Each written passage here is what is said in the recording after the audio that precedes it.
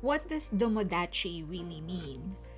Domo is more commonly known as a casual way of saying thank you in Japanese.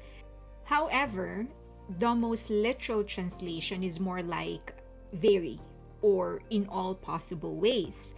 It's really an adverb that is used to emphasize an emotion. For example, if you want to say thank you very much, you say domo arigato. Or if you want to say I'm really sorry, you can say domo sumimasen. That means I'm really, really sorry.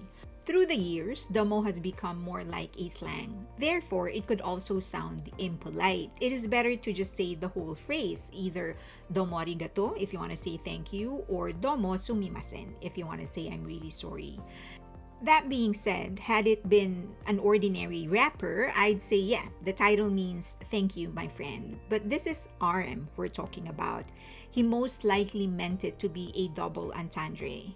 He could mean thank you, friend, or a friend in every possible way.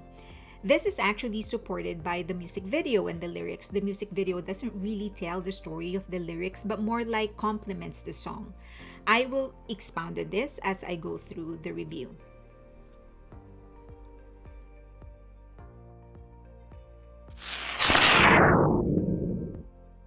Hi, okay, so as always, I'm not claiming that this is the right interpretation. When it comes to BTS and RM, there's always a spectrum of narratives and messages that you can pick up, and they always encourage us to interpret whatever it is that they're offering us based on our own sensitivities and whatever is going to speak to us.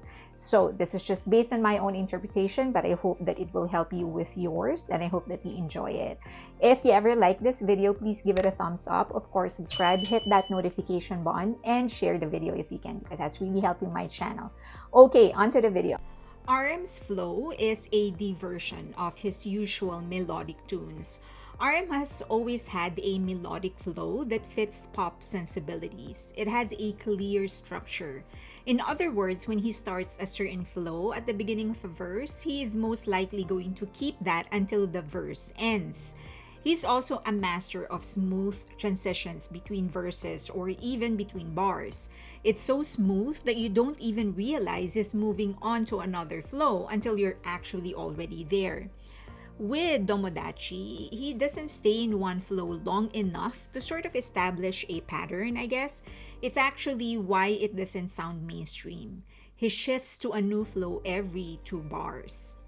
So it kind of feels like he's making you jump from one emotion to another, instead of letting you settle, forming a barbaric picture through his lyrics. From the get-go, RM introduces this sort of a monster to us: the growl, the ape, the suckers, the ground, and the sheer generosity of cusses. RM is known for his poetry, but in Domodachi, he seems crass, uncivilized, and barbaric. This is interesting considering the title is supposed to be about friends, and the genre is jazz. There is a given sophistication there, but his words are anything but. This drives me to think the friends he's talking about aren't friends in the strictest sense of the word, but people who are just leeching on his success. And I think that's what he wanted us to feel: the despicability of lying, the hypocrisy, and how unmercifully painful it is to be used by someone. He has not really shown us this type of anger and reaction before. He has shown us pain, but not this type of pain. This time, he isn't introspective. He's not holding back. He's just trying to make sense of it, and he's downright angry. And more importantly, he doesn't mind that we actually hear it. The dizzying dance of darkness and light. The music video, for me, isn't that pleasant to watch. I don't hate it for it. I get that the dance between the darkness and light is to give us exactly that: the unpleasant feeling of not really capturing what's in front of us. It always feels like we're getting a portion of something, but never the whole thing. And so we don't fully understand what it is that's in front of us, and that's frustrating. It echoes the emotion in his lyrics. It's always too fast, too unclear, and too chaotic to be fully understood. Often, he feels people or objects around him, but he doesn't really know what or who they are. Just like how his flow changes every 2 bars. things change around him even before he could settle into a routine or in an environment. One minute, he was playing a silly game with his childhood friends. Next, he was being pulled into something and we don't even get to see what it is. We just see him running away from it. He was crawling through a tunnel 1 second and then he was in a train the next. This could be the closest to the world he had lived in, fast, dizzying, and always in between the darkness and light, never settling. And that's why it is exhausting, frustrating, tiring. So I think it's very interesting that he did not repeat any verse. He went through everything once and then it went to Lil Sims and then that was it. He didn't, because it used to be in the old times that songs were supposed to be 3 minutes, and so they would repeat certain verses just to make time. Now they're trying to make songs shorter. But here, I don't think he was trying to make 3 minutes. It was just that there's a certain sense of abandon in how he did it, where he just said it and went through it once and then that was it. He wasn't trying to call for attention. He wasn't trying to be understood. He was just trying to express his emotion and then leave it there. So it doesn't feel like it's a song that you would rap casually. It's a song that you will rap with a purpose. It's a song that you will do because it is the exact emotion that you're trying to get out. Respect for that. I think he is one of the few.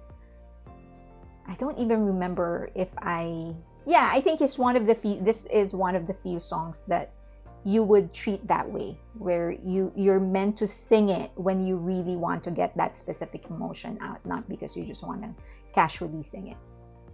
The chaos in the train. He was the youngest person in the train, and yet he was everyone's anchor. Men who are fully grown, several decades into their life, are holding on to him. It's also important to note that these aren't just men. These are men in suit, usually used to represent position of authority, influence, and power. Next is the speed by which this happened and its inevitability. It didn't seem like he had any time to breathe, from trying to escape the chaos on the street, to escaping through the tunnel, to ending up in a train. He was being led away from the chaos and he still kept on ending up in one, over and over and over again. The friend who is always there. He had two friends in the video, the one he was with in the beginning and who actually waited for him in the end, and the friend who kept on saving him through all the difficult troubles he was finding himself in. The boy looks like Rain, by the way. In the end, when the boy led him through the fence to climb and escape, the boy didn't go with him, and he didn't invite him to go with him either. If this is a nod at someone or several someones in his life who he found stuck in the chaos with him, I believe he would have asked him to leave with him. But he didn't. So I think the boy represents a few gems in this chaotic world he was living in, a rare breed of good-hearted people who managed to remain good despite living in the midst of evil. And that's why he is left behind. That's what he lives for, to be of help to people who need rescuing, not to be rescued himself.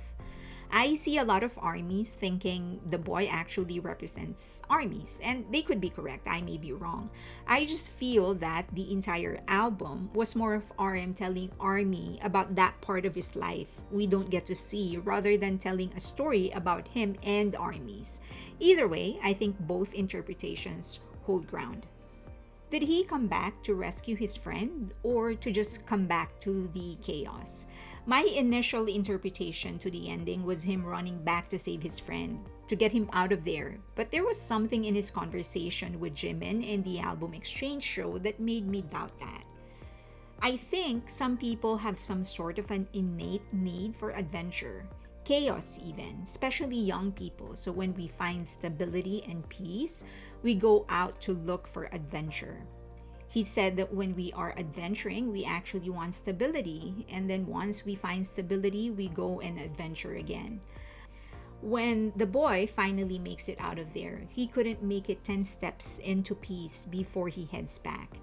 This has some merit, I think, because of the opening. He was actually warned by someone not to proceed, but he did it alone. He could actually be going back just because he wanted adventure, because that's what young people do. Hypnotic chorus. The chorus is actually in Japanese, but what stands out more is just how odd it sounds against the entire song. It sounded so out of place, but strangely also very, very addicting. To explain what I'm about to say, let me pull back a little bit and highlight the recent documentary, Quiet on the Set. This documentary tells the story of how systematically Hollywood powers that be manage to abuse children even when adults are around to supposedly protect children. This is nothing new. There have been many other stories like this one. Some are even worse, and yet people are still drawn to Hollywood. I personally have always believed that vanity is the devil's favorite sin. I've always believed that social media was never about connecting with friends and family. It has always been about vanity.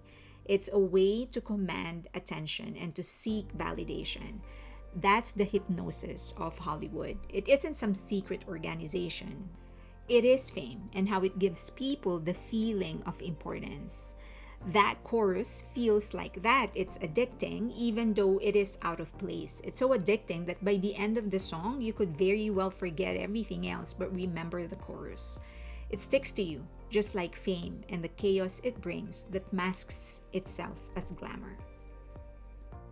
Okay, I think the last thing that we need to consider is the fact that the Domodachi is actually the fourth track. And he did say in the album exchange with Jimin that he was angry in the first to the fourth track, but the album is meant to be listened to chronologically, and when you do, you will be able to trace his emotions, the journey of his emotions, and by the time that he gets to the 10th track, you kind of will realize, or at least until Come Back to Me, you kind of will feel that he got to a certain resolution.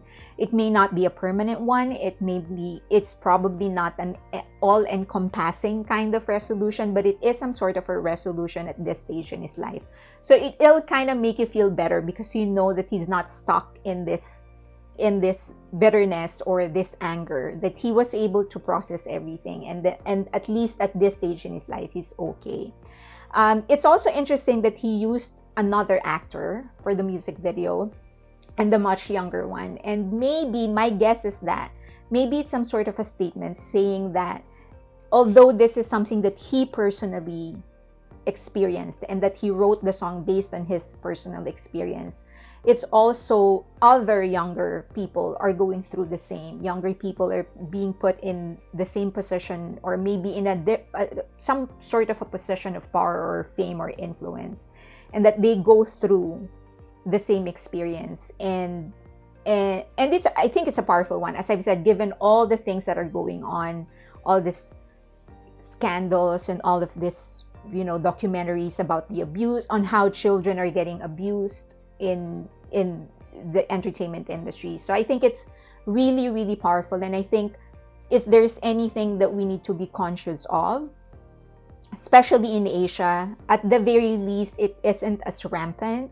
These things that are happening among kids in the entertainment industry in Hollywood, the things that are happening in Asia, based on what we know, it's still not as rampant and as bad as Hollywood. And maybe this is some sort of a reminder for us to not allow it to get to that point.